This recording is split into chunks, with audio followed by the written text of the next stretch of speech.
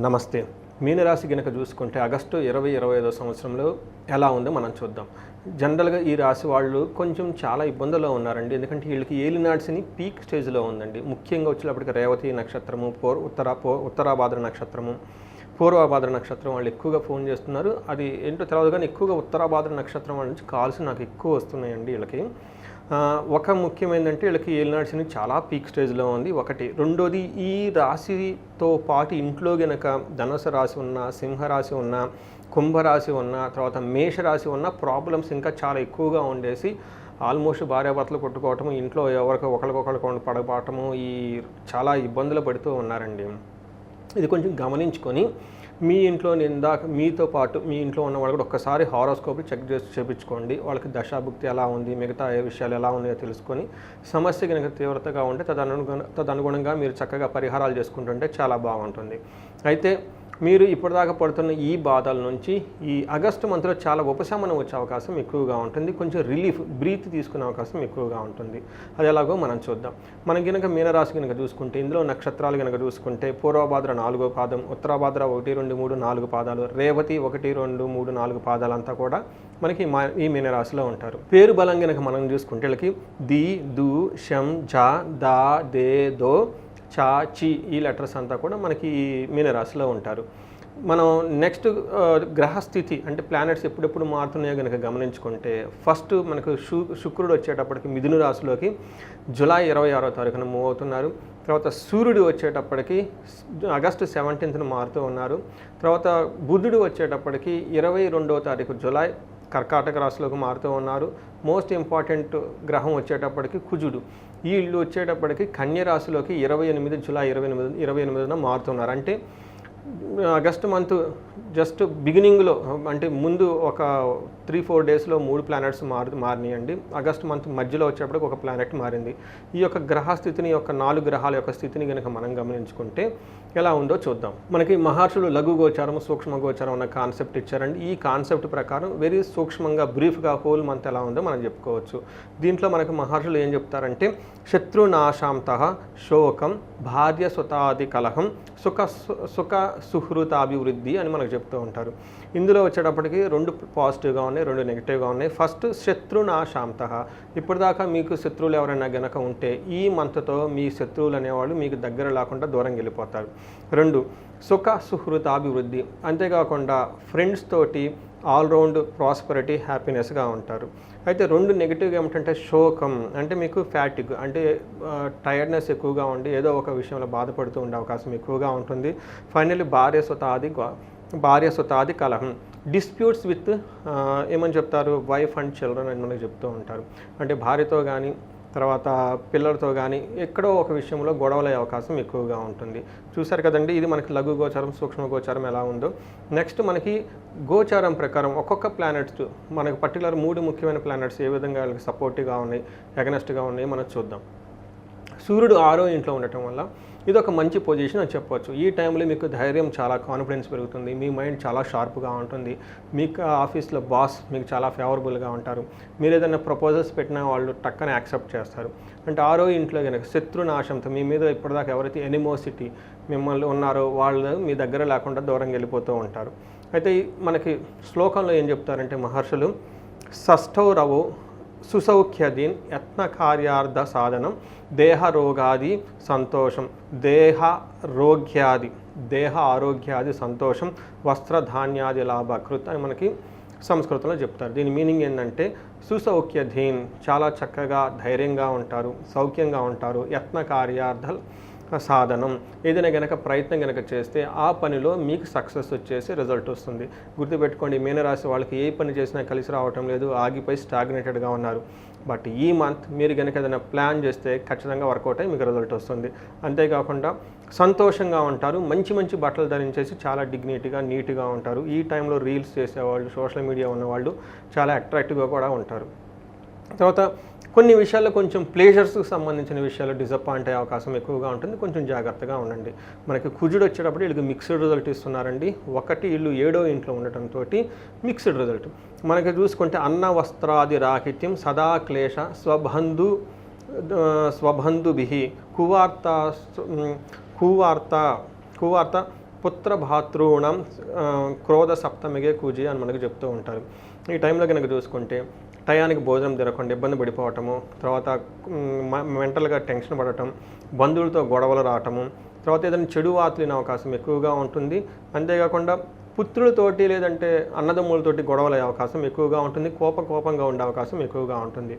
ఇది జనరల్గా కనుక చూసుకుంటే మీరు కోపపడటము, ఇంటర్పర్సనల్ స్కిల్స్ మెయింటైన్ చేయటము, టయానికి భోజనం లేకపోవటం మీ యొక్క దినచర్య అని చెప్పుకోవాలి. It's purely on you. వేరే వాళ్ళు వచ్చిందులో మీకు చేసేదైతే ఏమీ ఉండదు.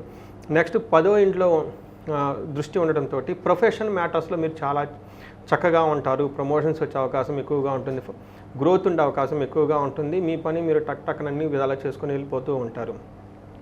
2వ ఇంట్లో కనుక చూసుకుంటే దృష్టి ఉండటంతో మీకు సంబంధించిన విలువైన వస్తువులు కోల్పోయే అవకాశం ఎక్కువగా ఉంటుంది. దొంగలు పడే అవకాశం ఎక్కువగా ఉంటుంది. థెఫ్టింగ్ జరిగే అవకాశం ఎక్కువగా ఉంటుంది. చాలా కేర్ఫుల్గా ఉండటం ఎంతైనా అవసరం. అయితే శుక్రుడు మీకు 4వ ఇంట్లో ఉండి చాలా మంచి సపోర్ట్ ఇస్తూ ఉన్నారు. శుక్రుడు కనుక 4th హౌస్లో ఉంటే మీకు సుఖాభివృద్ధి, చాలా చాలా చక్కగా సౌఖ్యంగా కంఫర్టబుల్గా ఉండే అవకాశం ఎక్కువగా ఉంటుంది. మనకి మహర్షుల సంస్కృతంలో ఏం చెప్తారంటే స్వబుద్ధి బంధు సన్మానం, స్త్రీ సంభాషణ సంభ్రమ, పుత్ర మిత్ర కళాత్రాది విద్యా గోష్ఠు సుఖే భృగు అని మనకి సంస్కృతంలో చెప్తూ ఉంటారు. చాలా సింపుల్ అండి. స్వబుద్ధి. ఈ టైంలో మీ ఇంట్యూషన్ చాలా పవర్ఫుల్గా ఉంటుంది. బంధు సన్మానం, మీ బంధువులు మిమ్మల్ని అప్రిషియేట్ చేస్తూ ఉంటారు. స్త్రీ సంభాషణ సంభ్రమ. ఈ టైంలో జెంట్స్ అయితే లేడీస్తో, అది ఇంట్లో కానివ్వండి, మదర్ కానీ, సిస్టర్ కానివ్వండి, లేదంటే డాక్టర్ కానీ, వాళ్ళతో చక్కగా మాట్లాడటం. ఆఫీసులో కొలీగ్స్ కానీ ఇంకొకరు కానీ ఎవరైనా కనుక ఫ్రెండ్స్ ఉంటే వాళ్ళతో, ఫీమేల్ కొలీగ్స్ ఉంటే చక్కగా వాళ్ళతో మాట్లాడేసి ఏదైనా అభిప్రాయ భేదాలు ఉంటే అవన్నీ తొలగించుకొని ముందుకు వెళ్తూ ఉంటారు. నెక్స్ట్ లేడీస్ అయితే సేమ్ అండి. వీళ్ళకి కూడా ఇంట్లో ఉన్న జెంట్స్ కానివ్వండి, బయట ఉన్న జెంట్స్తో కానీ ఏమైనా భేదాభిప్రాయాలు ఉంటే అవన్నీ తొలగిపోయేసి ఒక మంచి అండర్స్టాండింగ్తో ముందుకెళ్ళే అవకాశం చాలా ఎక్కువగా ఉంటుంది. మిత్రులతోటి కళాత్ర, పుత్రమిత్ర కళాత్ర అంటారు. అంటే చిల్డ్రన్స్ తోటి, తర్వాత స్పౌస్ తోటి, నెక్స్ట్ వచ్చేటప్పటికి ఫ్రెండ్స్ తోటి చక్కగా విద్యా గోష్ఠు, అంటే మంచి డైరెక్షన్స్ ఇస్తూ గొప్ప విషయాలు వాళ్ళతో మాట్లాడుతూ ఒక మంచి బ్యూటిఫుల్ టైం, ఒక లవ్లీ టైంని ఎంజాయ్ చేసే అవకాశం చాలా ఎక్కువగా ఉంటుంది. అయితే 10వ ఇంట్లో దృష్టి ఉండటంతో ప్రొఫెషనల్ మ్యాటర్స్ లాగా చాలా బాగుంటుంది. మీరు కనుక గమనించుకుంటే ప్రొఫెషనల్ మ్యాటర్స్లో 3 గ్రహాలు చాలా అనుకూలంగా ఉన్నాయి. నేను అందుకని బిగినింగ్లో చెప్పాను, కొంచెం ఫ్రీ చేసుకునే మంత్ మీకు ఆగస్ట్ మంత్ అని చెప్పేసి నేను తెలియజేస్తున్నా.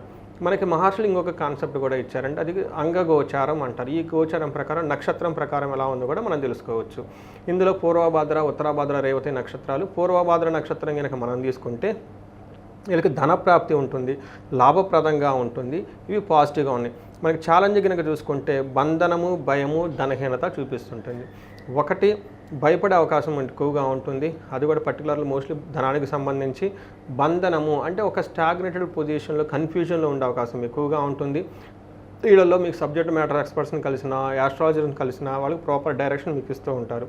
ఉత్తరాభాద్ర నక్షత్రం కనుక చూసుకుంటే వీళ్ళకి ధనప్రాప్తి బాగుంటుంది.